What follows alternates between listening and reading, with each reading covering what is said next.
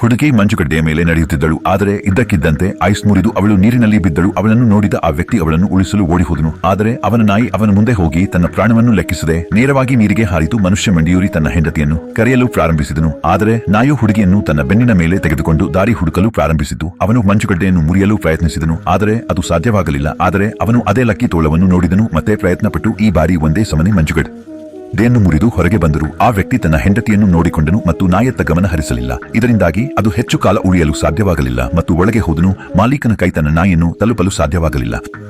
ಇದರಿಂದಾಗಿ ಅವನು ಜೋರಾಗಿ ಕೂಗಲು ಮತ್ತು ತನ್ನ ನಾಯಿಯನ್ನು ಕರೆಯಲು ಪ್ರಾರಂಭಿಸಿದನು. ನಂತರ ಅವನು ಒಂದು ಸ್ಥಳದಲ್ಲಿ ತನ್ನ ನಾಯಿಯ ನೋಟವನ್ನು ನೋಡಿದನು. ಇದರಿಂದಾಗಿ ಅವನು ತನ್ನ ಚಾಕುವನ್ನು ತೆಗೆದುಕೊಂಡು ಮಂಜುಗಡ್ಡೆಯನ್ನು ಒಡೆಯಲು ಪ್ರಾರಂಭಿಸಿದನು. ಆದರೆ ಅವನ ಚಾಕು ಮುರಿದು ಹೋಯಿತು. ಮನುಷ್ಯನು ಈಗ ತುಂಬಾ ದುಃಖಿತನಾಗಿದ್ದನು. ಆದರೆ ನಂತರ ಯಾರೋ ಅವನಿಗೆ ಒಂದು ಕೋಲನ್ನು ತಂದರು. ಅದರೊಂದಿಗೆ ಅವನು ಮಂಜುಗಡ್ಡೆಯನ್ನು ಒಡೆಯಲು ಪ್ರಾರಂಭಿಸಿದನು. ಆದರೆ ಅವನ ನಾಯಿ ಅವನೊಂದಿಗೆ ಇರುವುದನ್ನು ಅವನು ನೋಡಿದನು. ಅವನು ಹತ್ತಿರ ನಿಂತಿದ್ದನು ಮತ್ತು ನಂತರ ಅವನು ನಾಯಿಯನ್ನು ತಬ್ಬಿಕೊಂಡನು.